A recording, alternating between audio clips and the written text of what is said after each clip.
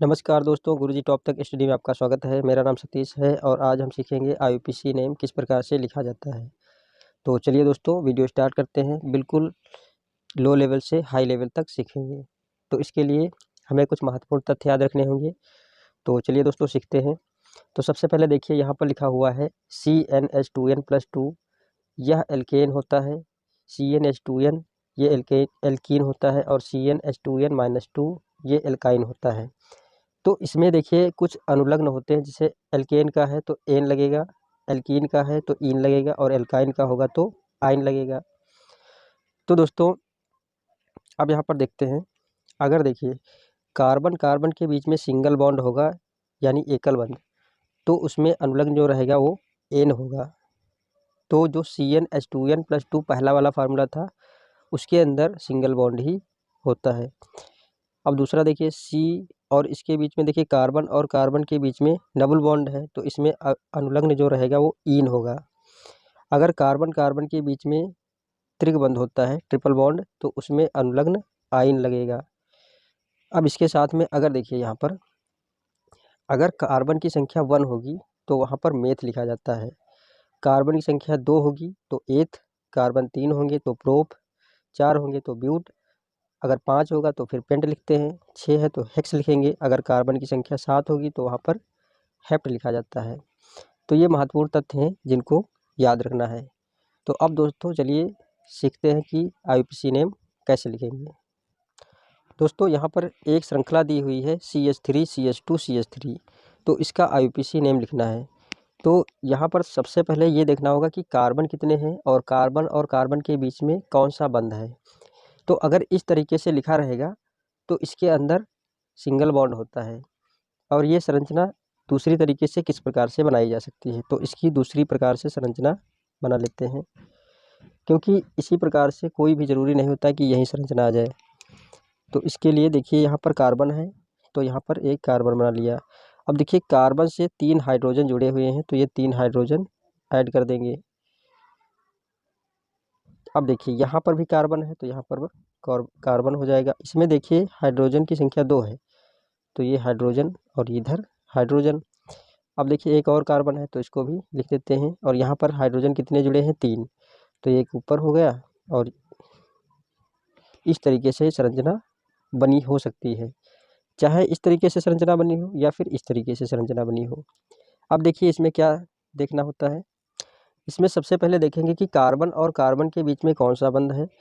तो अगर इस तरीके से लिखा रहेगा तब भी उसमें एक ही बंध होगा और इसमें भी एकल बंध है। देखिए कार्बन कार्बन के बीच में सिंगल बॉन्ड है, और जब भी कार्बन कार्बन के बीच में सिंगल बॉन्ड होता है तो वहाँ पर लिखा जाता है एन, जो कि आपको पहले से ही यहाँ पर बता दिया गया है।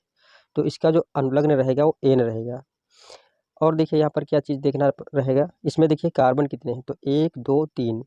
इसको चाहे तो आप नंबरिंग भी कर सकते हैं, 1 2 3। अगर 3 कार्बन होंगे तो उसके लिए प्रोप लिखा जाता है। देखिए यहाँ पर ये श्रृंखला लिखी हुई है, देखिए कार्बन की संख्या अगर 3 है तो प्रोप लिखते हैं। तो इसमें आप कैसे लिखेंगे आईयूपीएसी नाम, तो सबसे पहले इसमें अगर कार्बन की संख्या कितनी है, 3 है, तो सबसे पहले प्रोप लिखेंगे। तो इसमें लिख देंगे प्रोप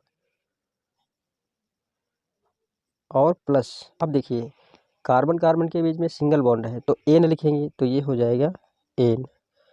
अब अगर इसका संधि विच्छेद करके लिखेंगे तो ये हो जाएगा प्रोपेन, और यही इसका आईयूपीएसी नेम हो चुका है। तो इस प्रकार से आईयूपीएसी नेम लिखते हैं। अब दोस्तों यहाँ पर सबसे पहले लिखा हुआ है CH4, तो इसका आईयूपीएसी नेम लिखना है। तो देखिए अगर CH4 का आईयूपीएसी नेम लिखना है तो इसमें देखिए कार्बन की संख्या 1 है और इसमें सिंगल बॉन्ड है, क्योंकि यह CH4 है और ये एल्केन श्रेणी का सूत्र है, एल्केन श्रेणी के अंतर्गत ये आएगा। तो अगर कार्बन की संख्या 1 रहेगी तो वहाँ पर लिखा जाता है मेथ, और सिंगल बॉन्ड रहेगा तो लिखेंगे एन, तो इसका नाम हो जाएगा मीथेन। तो ये हो जाएगा मीथेन। दूसरा देख लीजिए C2H6 है, तो ये भी एल्केन श्रेणी का है। अगर जैसे नहीं पता चल रहा है तो अभी आपको बताया गया था कि जो CnH2n+2 ये एल्केन श्रेणी का फार्मूला है। अगर यहाँ कार्बन की संख्या 2 है तो यहाँ पर n की जगह पर 2 रख दीजिए, तो ये हो जाएगा C2, और 2 यहाँ पर है और 2 से इसमें n से गुणा हो जाएगा +2, तो C2 और 2 दूना 4 प्लस 2, तो ये हो जाएगा C2H6। तो दोस्तों अगर कार्बन की संख्या 2 होगी तो उसमें लिखा जाता है एथ। तो सबसे पहले देखिए यहाँ पर कार्बन की संख्या 2 है और साथ में सिंगल बॉन्ड है, तो ये हो जाएगा एथेन। तो इसको लिख देंगे एथेन।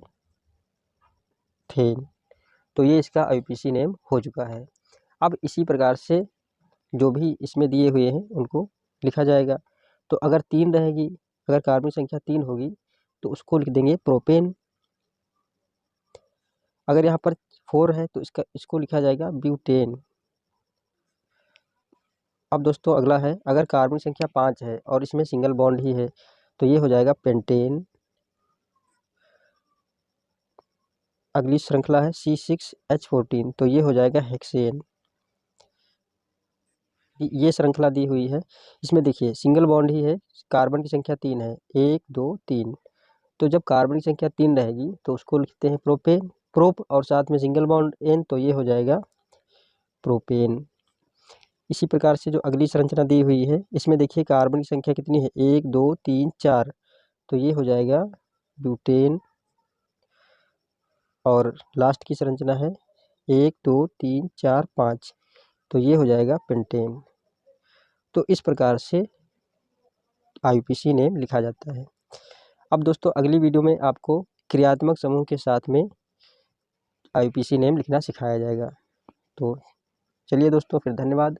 अगर वीडियो पसंद आई हो तो आप इसको लाइक कर दीजिए। चैनल पर पहली बार है तो आप इसको सब्सक्राइब कर सकते हैं। धन्यवाद।